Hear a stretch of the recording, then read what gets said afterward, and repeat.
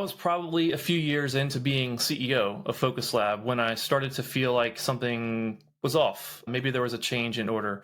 Our business was pivoting, and as owners, we were deciding, my partners and I were deciding to remove a core service from the business. And it was the service that I brought to the table most of the time, which was development, coding.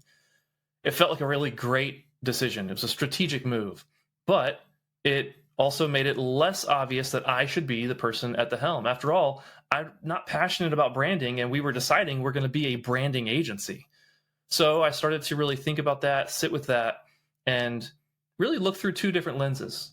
The first lens was, of course, as CEO, what can I do to lead this company well as a brand agency? And I thought, well, I'll just go learn a lot. I'll immerse myself into that world. But then as an owner of an asset, an owner of a business, I looked at the CEO and I realized that maybe he's not the right guy for the job. And I didn't want to go and immerse myself into something that I wasn't passionate about. That felt like a wrong approach. So I talked to my co-founder, Bill. I was like, hey, dude, I think it might be your turn. I think it's your time to take that CEO hat. So I stepped down out of CEO eventually, handed him the reins, and now that company is thriving more than it would if I was trying to force fit myself into being the CEO of a company that I didn't have a deep passion about, even though I founded it.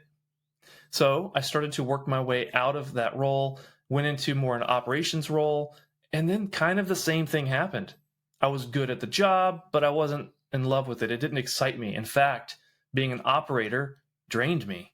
Being in a COO seat did not get me out of bed excited in the morning. So I stepped out of that role as well and eventually realized, you know what? The thing that really gets me out of bed isn't even something this company does. It's coaching entrepreneurs. And that's when I realized I really did need to step further away from the business and maybe even start a brand new one, which is what happened.